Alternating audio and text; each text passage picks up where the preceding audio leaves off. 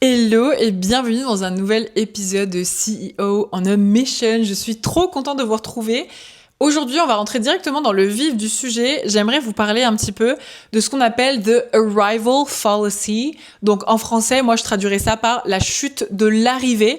Et je trouve que c'est tellement répandu chez énormément de personnes beaucoup même d'entrepreneurs, qui ont des objectifs et qui ensuite atteignent cet objectif et se sentent vides. Moi, j'aimerais aussi vous partager là dans ce podcast l'expérience que j'ai eue avec the arrival fallacy et la leçon que j'en ai tirée aussi.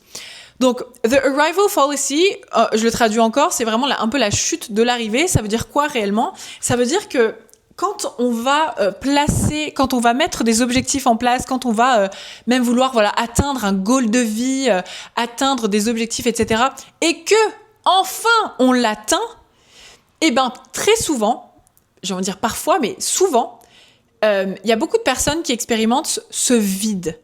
C'est-à-dire que enfin, c'est comme si on avait atteint, entre guillemets, la ligne d'arrivée et que, en atteignant la ligne d'arrivée, au lieu de se sentir accompli, au lieu de se sentir fulfilled, genre épanoui et rempli, on va se sentir vide. Les personnes vont se sentir vides et vont se sentir surtout dépourvues de sens. Comme s'ils avaient perdu le sens de pourquoi est-ce qu'ils faisaient tout ça. Et donc, moi, j'aimerais vous parler de ça aujourd'hui parce que je trouve que c'est quelque chose de très, très important. Moi, je l'ai vécu personnellement et c'est une erreur. Il y a une erreur qu'on fait beaucoup. C'est que il y a énormément de personnes et d'entrepreneurs qui vont, quand elles vont, se donner des objectifs et même avoir un peu une vision qu'elles ont envie d'atteindre, elles vont vraiment placer la responsabilité de leur bonheur sur cet objectif-là. Je vais vous donner mon exemple personnel, là, je vais vous raconter un petit peu tout ça. Alors, moi, c'était... tout commence, le storytelling, tout commence en décembre 2023, quand je commence de vivre de mon business. Donc, décembre 2023, c'est la première fois que je vis de mon business, et il faut savoir que depuis 2019, je m'étais identifiée avec cette image du digital nomade. Moi, voilà. Donc, en 2023-2024, je viens d'avoir 24 ans. Et 2019, donc ça fait au moins 4-5 ans que je m'identifie avec vraiment cette image du digital nomade. Moi, mon goal, vraiment, c'est mon moteur chaque jour. Et je dis pas que c'est une mauvaise chose. Mais c'est mon moteur chaque jour.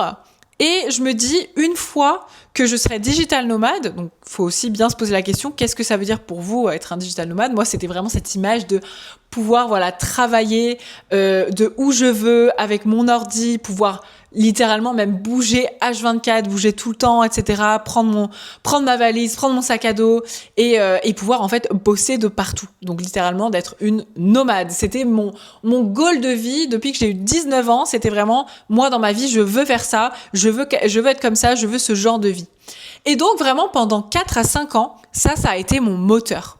Et donc encore une fois, c'est pas du tout mal que tout ça que votre objectif soit votre moteur. Je veux dire, c'est normal. C'est totalement normal que votre objectif et votre goal de vie, un petit peu là, cette vision même que vous avez en tête, soit votre moteur. Et ça devrait être votre moteur. Mais moi, le problème, c'est que je mettais sur cette vision-là, je mettais sur cet objectif-là, mon bonheur avec. C'est-à-dire que du temps que je n'avais pas accompli, entre guillemets, cette vision de vie, je n'étais pas heureuse. J'étais frustrée et je me disais, mais de toute façon, quand je serai digital nomade, quand j'y arriverai, quand j'aurai accompli ça, etc., enfin, ça y est, je pourrais m'autoriser à être heureuse. Je pourrais enfin, même j'avais mis sur cet objectif vraiment la responsabilité de mon bonheur et j'avais aussi mis même ma valeur et mon estime de moi. J'avais vraiment tout mis sur cet objectif-là et c'était très lourd quoi. Et donc je me disais une fois que je serai digital nomade, je serai worthy, je mériterai, j'aurai de la valeur, je serai assez même. Je me verrai de telle manière, j'aurai telle vision de moi, j'aurai de l'estime de moi. Une fois que je serai digital nomade, mais ça je m'en rendais pas compte en fait. C'est vraiment quelque chose dont on ne se rend pas compte. je me disais, une fois que je serai digital nomade, ben voilà, je pourrais me sentir worthy en fait, méritante de tout. Je me sentirais tout simplement assez. Je me sentirais heureuse. Je serais vraiment, je m'imaginais, je me disais mais oh là là, j'ai tellement hâte. Mais qu'est-ce que ça va être bien. Je serais tellement heureuse, etc. Et donc, décembre 2023, j'arrive à vivre de mon business. Je prends mes billets donc pour Bali. Et janvier 2024, je pars voyager à Bali, je pars à Bali. Et puis en fait, ça se passe pas vraiment comme prévu. Et c'est fou parce que j'avais vraiment tendance un peu à minimiser et à sous-estimer ce qui s'était passé, mais c'est vraiment un choc pour le corps. Il m'a fallu plusieurs mois pour m'en remettre et j'ai envie de dire même pour faire le deuil de cette identité un petit peu. Donc janvier 2024, j'arrive à Bali, je suis la plus heureuse, je suis trop contente. Moi, je me voyais vraiment, ma vision, c'était vraiment, voilà, je vais voyager entre les îles, je vais voyager dans le pays, je vais changer de Airbnb tous les 3 jours, etc. Et donc, 1 mois passe, 1 mois et demi passe, et puis en fait, je commence à me sentir vraiment, vide.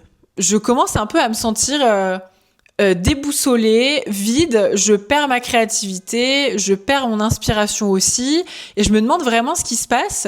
Et en fait, ça m'inquiète, parce que je me dis, je me rappelle de cette phrase exacte, je me dis, mon Dieu, je ne serai jamais heureuse. Genre, ça veut dire que je ne serai jamais heureuse. Si ça ne me rend pas heureuse, alors je ne le serai jamais. Donc j'avais vraiment mis énormément de j'ai envie de dire, d'attente. C'est ça le mot que je cherchais. C'était même pas responsabilité, j'avais mis énormément d'attentes et énormément de expectations sur le fait d'atteindre cet objectif. Puis janvier passe, février passe, et de plus en plus, je commence à me sentir un peu vide de sens, vide de créativité, etc. Et je commence à faire face à quelque chose que je ne veux pas accepter au début. Au bout de 3 mois, je crois que je l'ai accepté. C'est que je me suis rendu compte, mais je résistais face à ça, je voulais vraiment pas le voir ni l'accepter. Il y a un moment où j'ai ouvert les yeux et je me suis dit, en fait, c'est pas pour moi. Ce mode de vie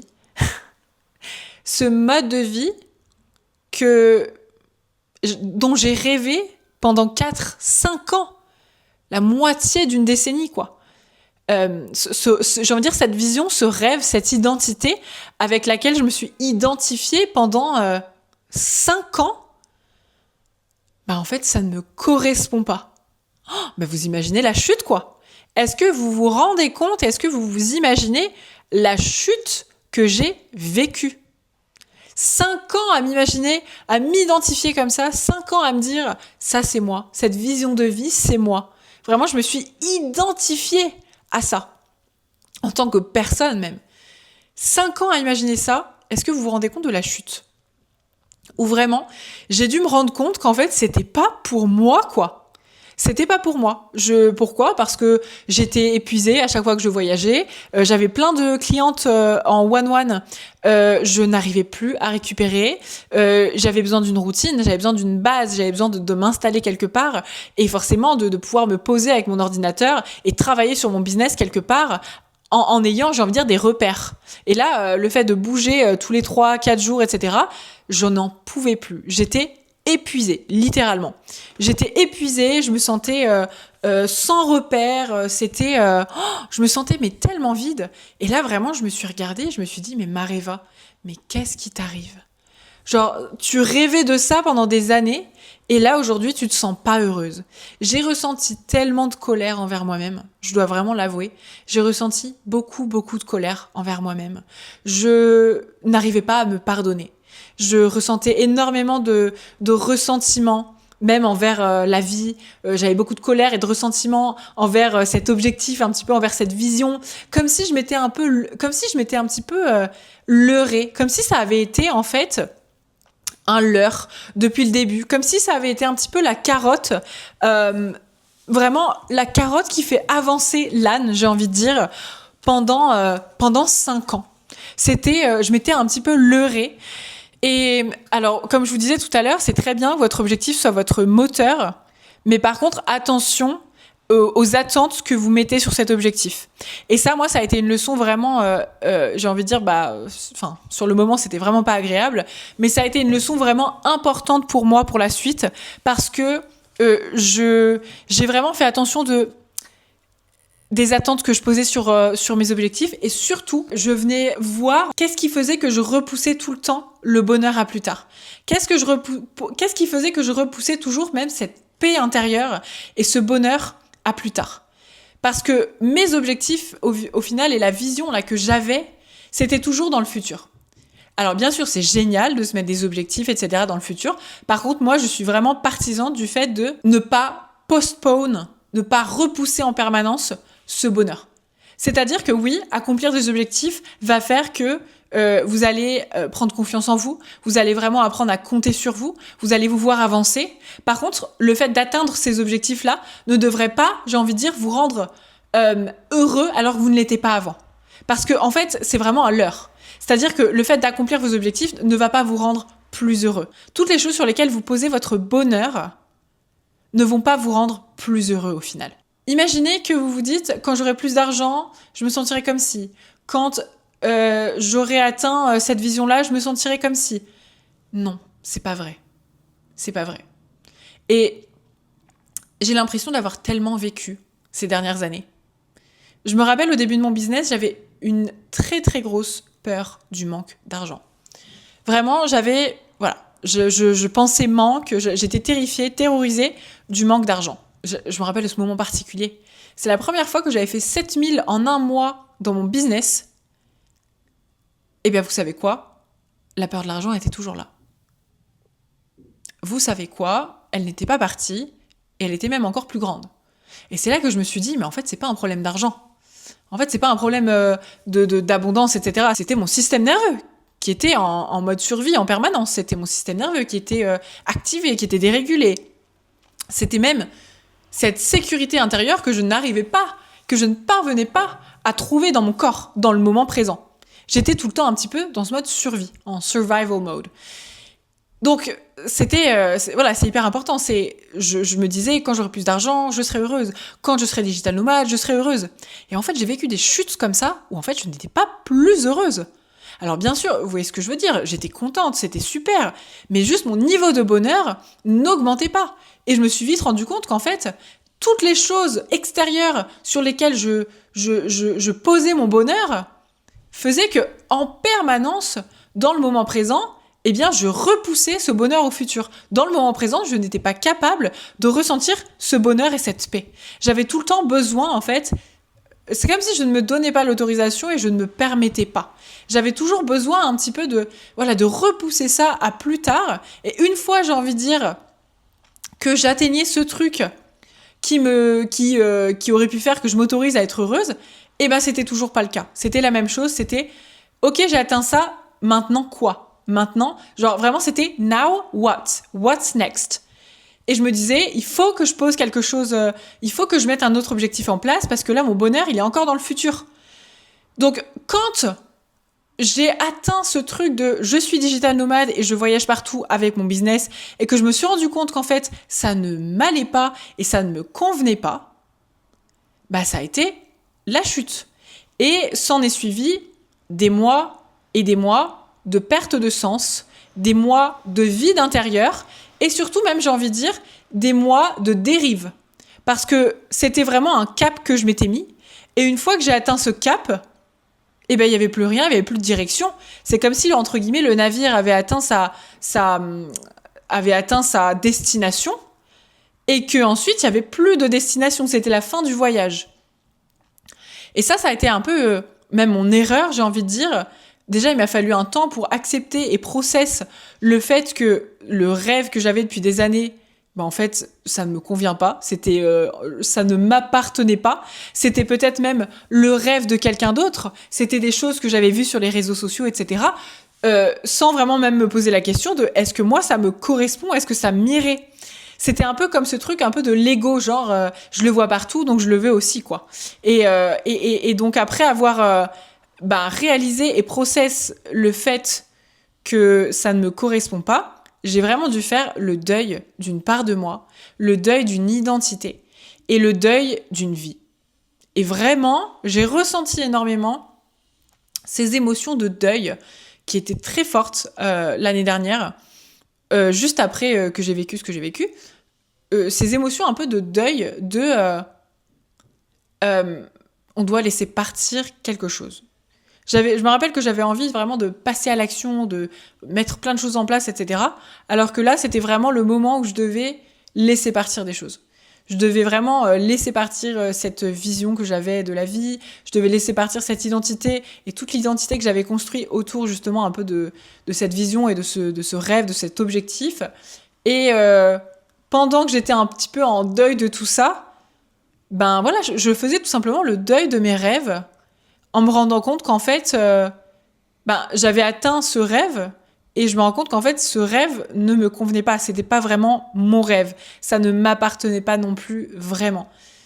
Donc, j'ai vraiment, en fait, je suis restée en dérive pendant un certain temps et je trouve ça vraiment inconfortable d'être à la dérive comme ça parce qu'on a perdu son cap, on a perdu un peu sa direction et on est tout simplement laissé sans but. Et on ne sait plus pourquoi on fait ce qu'on fait.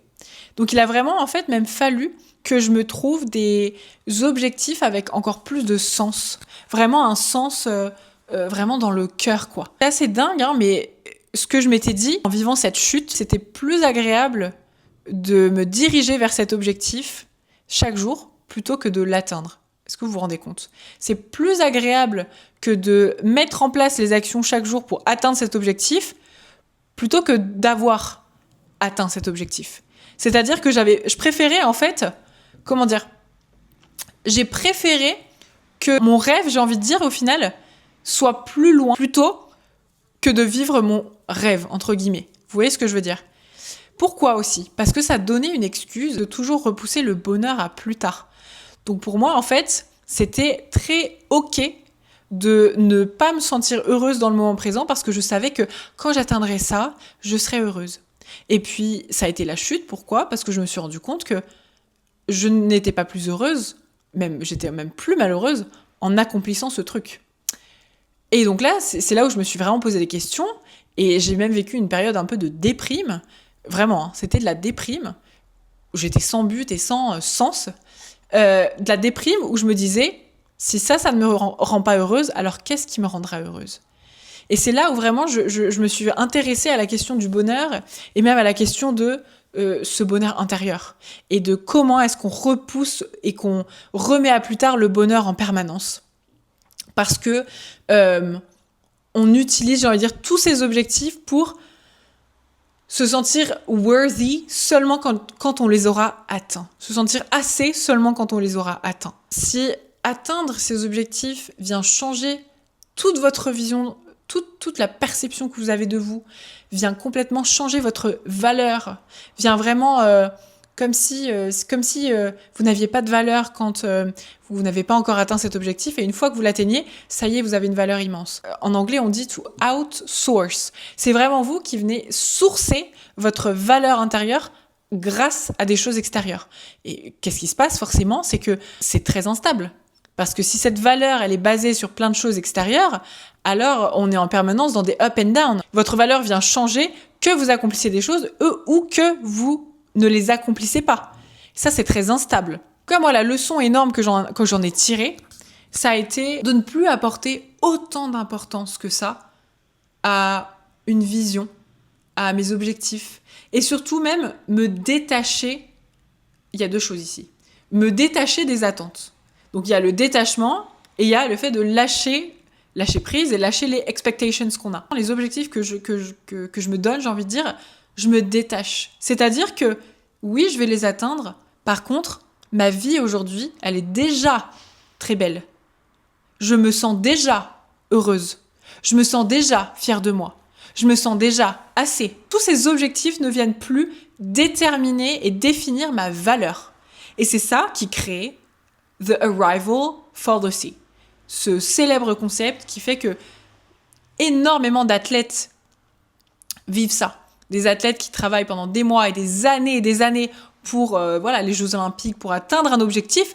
Et une fois qu'ils ont atteint cet objectif, ils sont vides de sens parce que ils ont tellement travaillé et rempli leur vie en fait pour atteindre une ligne d'arrivée en particulier, atteindre un point en particulier. Leur vie tournait autour de ça qu'une fois qu'ils l'atteignent, qu'est-ce qui reste ? C'est pour ça en fait que c'est tellement important de construire une identité, même construire sa valeur, son estime de soi autour de choses qui restent, qui est autour de choses qui sont intérieures et non pas extérieures. Si c'est des objectifs financiers, voilà, des objectifs business, des objectifs, moi je sais pas, de conférences, de choses comme ça. Je sais que atteindre cet objectif va me rendre très fière de moi, très heureuse, etc. Par contre, mon bonheur ne dépend pas de si moi j'atteins cet objectif ou pas. Ça, c'est ce qui a tout changé. Mon bonheur, je le répète, mon bonheur ne dépend plus de si j'atteins cet objectif ou pas. Je suis capable déjà de trouver le bonheur à l'intérieur de moi, dans ma vie, maintenant. C'est-à-dire que ma vie est déjà assez, ma vie est déjà bien, maintenant, même quand je n'ai pas encore atteint cet objectif. Il y a vraiment cette notion de assez, de se sentir assez en fait. Donc voilà, j'avais vraiment envie de vous partager ça parce que ce que j'ai vécu en 2024, ça m'a valu quand même quelques mois de déprime, de dérive, de perte de sens. Et moi, j'ai envie de vous dire, si ça vous arrive, c'est ok, mais surtout, il faut laisser du temps. Il faut laisser du temps pour process tout ce qui vient de se passer. Et j'ai envie de dire, c'est comme si le corps et même le mental sont en train de vivre un reset. C'est une identité de vous qui part. Et vous êtes en train de vivre un reset complet pour trouver, j'ai envie de dire, un nouveau cap. Commencez déjà à vous sentir assez et à vivre ce bonheur dès maintenant. Vous avez là la possibilité de vous donner l'autorisation, de vous donner la permission de ressentir déjà, de vivre ce bonheur, de vous sentir assez, d'être fier de vous là déjà maintenant. Pas quand vous aurez accompli quelque chose, pas quand vous aurez toutes les réponses, mais là déjà maintenant. Comment est-ce que vous pouvez lâcher et vous autoriser là cette paix intérieure? Parce que les objectifs, ils vont pas changer votre vie entière en fait. L'atteinte de ces objectifs va être belle et vous allez être fiers de vous. Par contre, ça ne va pas changer votre vie entière. Vous ne pouvez plus, j'ai envie de dire, mettre autant d'attentes sur des objectifs. Parce que ça fait que vous repoussez en permanence ce bonheur-là et qu'au final, vous passez votre vie à toujours postpone, atteindre des objectifs et repostpone ce bonheur. Comme si vous remettiez toujours à plus tard et au futur cette paix et ce bonheur que vous pouvez vivre, expérimenter maintenant. Donc, j'avais vraiment envie de vous parler de ça aujourd'hui. J'espère que ça peut vous parler. J'espère que ça résonne avec certains d'entre vous qui potentiellement l'ont vécu ou qui mettent énormément d'importance. J'ai envie de dire qui mettent même toute leur vie sur leurs objectifs. C'est un leurre, c'est une illusion que de penser que plus d'argent et que plus de ci et que plus de ça va vous rendre heureuse et va faire que vous vous sentez assez et avec plus de valeur. Non. Revenez à l'intérieur, basez votre estime et votre valeur sur des choses intérieures qui ne partent pas et justement sur lesquelles vous avez le contrôle. Parce que tout ça, c'est des choses extérieures sur lesquelles vous n'avez pas le contrôle. Vous voyez ce que je veux dire ? Voilà, je suis vraiment ravie d'avoir fait cet épisode. Je suis sûre qu'il va servir à énormément de personnes. Si vous avez aimé cet épisode, n'hésitez pas à laisser un commentaire, n'hésitez pas à noter le podcast pour vraiment m'aider et faire monter le podcast et que le plus de gens possible puissent le voir. N'hésitez pas à me faire votre retour aussi en DM Insta, etc. Moi, ça m'aide, ça me permet vraiment de comprendre aussi comment les épisodes résonnent en fait chez vous. Merci du fond du cœur. Je vous dis à la semaine prochaine dans See You on a Mission.